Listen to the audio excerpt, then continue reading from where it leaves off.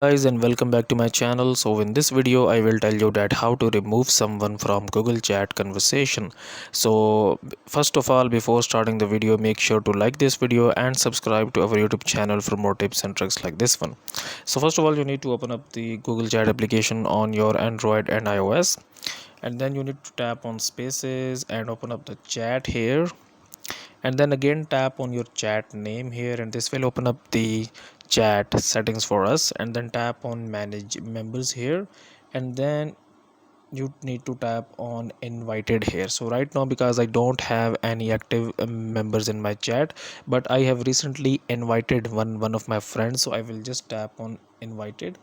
And now, in order to remove this person from this chat here, I will just tap on these three dots here, and I will tap on remove from space, and then tap on remove, and now this person has been removed from the chat. So that's it for this video, guys. If you find this video useful, kindly like this video and subscribe to my channel, and I will meet you in the next video.